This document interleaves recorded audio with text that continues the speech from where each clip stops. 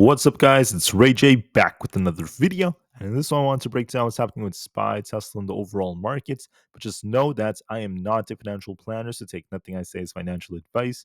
And also, if you guys can, please check out my Moomoo link. If you deposit $100, you're guaranteed 5 free stocks. If you deposit $1,000, you're guaranteed 15 in total, not to mention an 8.1% APY on uninvested cash. The offer ends in just about 2.5 weeks. Anyways, now let's talk about the market. So, the market is showing some signs of a potential rejection that could be forming, which could lead to more downside, but that does depend on some other factors I want to talk about. Just note that when it comes to our data, today is Tuesday, November 12th. We have some bill auctions that just came out, the 3 and 6 month, not really affecting the market too much. And then later on, in a couple of hours, we have Cash Curry from the Fed giving a speech alongside Harker and Birkin. So we'll see what Cash Curry causes. That might cause some volatility when he speaks. Besides that, the next major catalyst for the market is going to be CPI coming out tomorrow before market open. So just keep that in mind. I'll talk more about that in my next video. So, what do we see for the market moving forward? What is my anticipation thus far? Now, this kind of resembles a head and shoulders like structure that's starting to develop, but it's not a guarantee until we start to lose some key supports and we end up actually breaking down. We haven't done that officially quite yet. Now, I was saying in my morning video that SPY might run up to about 599 to 600, then watch resistance as that could lead to a rejection. And that's what happened so far. However, there is this support right here around this 597 area. You could see SPY did bounce off that 2 times. So that's going to be our main support for now. Our resistance to watch for is at 598, close to the 20 EMA. If SPY reclaims that, it has potential to push back up to these highs. So if we reclaim 598, we could push higher. If we lose 597, we will turn a little bit more bearish, and we'll be watching to see which way we end up going. I want to also mention that on the daily time frame for SPY, this is looking a little bit more bearish. We got this rejection off 600. We were calling out in my couple of last videos that 600 is a tough resistance. It's a new level. And notice that SPY did reject so far. If we get a weak close like this would suggest, at least from a technical standpoint, that we might be coming down to fill at least one or two of these gaps. Might be a little bit of a pullback coming, but I still remain bullish for the end of the year because the market still has a lot of momentum remaining. So, what is my view? I think that we are range bound right now. We're seeing buyers defending 597, but our tough resistance is at 598, and the market's kind of choppy, being on a bit of a downtrend.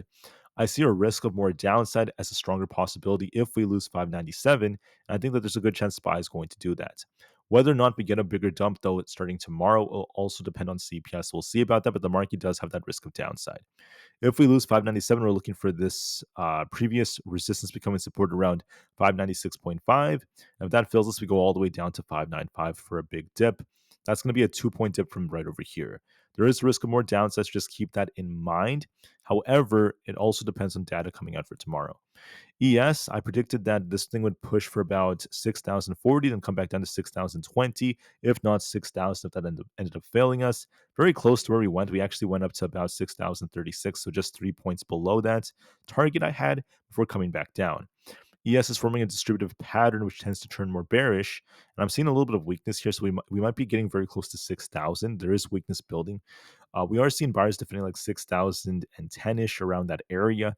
But for the most part, there is still some weakness that's developing. We had a high here. We came down, making a lower high. We could just continue to dip here. And there is a risk of this getting all the way back down to 6,000. Just keep that in mind.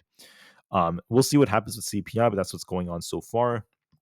Nvidia is pushing to about 148, but just know that historically, 148 to 150 is a tough resistance area, right? We hit 150 here, rejected, rejected, rejected, rejected. Now we're hitting this again. So it's very, very tough. I'm not saying that we have to crash, but I'm just saying that it's going to be a little bit tough to break that.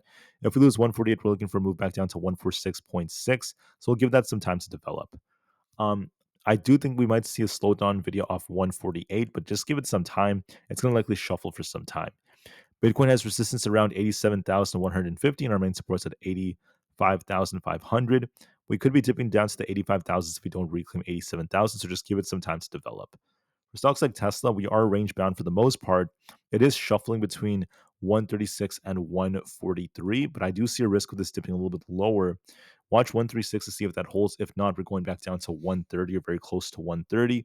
Be careful on Tesla. There is a risk of a little bit more downside. But don't be overly bearish on it simultaneously. Just know that we were due for a small pullback. We're only down like 3.5% compared to being up 50% for the last couple of days, the last week and a half. So just keep that in mind. Tesla is still doing a good job at holding up despite this small move to the downside, which is very, very healthy. For NQ or range bound, we did push to about 21,250 only to reject back down. We're looking for 21,000 and 100 is our potential target. Might be dipping closer to the lower levels down there. So just keep that in mind. QQQ has the same thing. We're kind of rejecting off just under 515. So we're looking for a move back down for about 511. This also resembles the head and shoulders. So we might be looking for a bit of a dip on the QQQ if that fails us. So there is that risk of downside. Apple pushed about 225. It's a tough resistance. So we don't break past that, we could be dipping back down to 224.23. So keep those levels in mind. IWM pushed up to about 240 only to reject. I said if we didn't hold that, look for 238. And that's exactly what happened. We came down to fill this gap. Might dip a little bit more to 238 flats, if not lower. So just keep that in mind. Coin could be dipping as well. It's just shuffling right now between 305 and 315-ish. Might be dipping to 305 to 300 again. If that fails us, we have that gap to fill all the way down to about the 270s. If we lose 300, there's going to be a risk of 290 and then below that. Amazon looks more bearish. We're looking for 204.4 to 205 as our potential target. Might be dipping a little bit lower. If 205.5 fails, let's look for 204.5 as our next target. There is a bit of a downtrend here, so it could be dipping lower. For Meta, we pumped to 600 only to reject. We're looking for 580 as our main support, followed by about the 576 area. So we could be dipping to those supports. We'll see if we bounce or not. Microsoft could be pushing higher for 420. If not, all the way up to about the 422 area. I might push a little bit more and outperform the market, but just know we're going to be continuing to shuffle. I think we shuffle around 420 for some time. We could try to break it. We'll have to see if it breaks that or not, but look for some shuffling. Google's a little bit weaker. We got this pump and dump. Um, if we don't hold 181.25, we go back down to 180. Otherwise, it's just range bound. Stuck between 181.25 and 181.5, just being stuck. So it's being very, very, very stubborn, not really doing a whole lot. But with that being said, guys, I'm seeing some weakness building in this market. We might be looking for more downside just temporarily, at least as of right now. My view could change depending on how CPI goes. So just keep that in mind. We'll have to see what happens with CPI. But for now, the market is just remaining a little bit more in favor of bears, and we'll have to see how things end up going. I'll be back in hopefully just a couple of hours to give you guys another update on CPI because it's going to be a very important CPI, especially as we're approaching the end of the year. And this is going to be likely the penultimate or the second to last CPI of the year. So get ready for that as well. Anyways, I'll see you guys in a couple of hours. This is your very, very unbiased update about the markets, and I'll be back hopefully to give you guys one more update. I thank you all so much for listening. Thank you guys for your attention. Hope you guys had a good break yesterday, and I'll be back once again to give you guys another update. Thank you for listening, and peace out.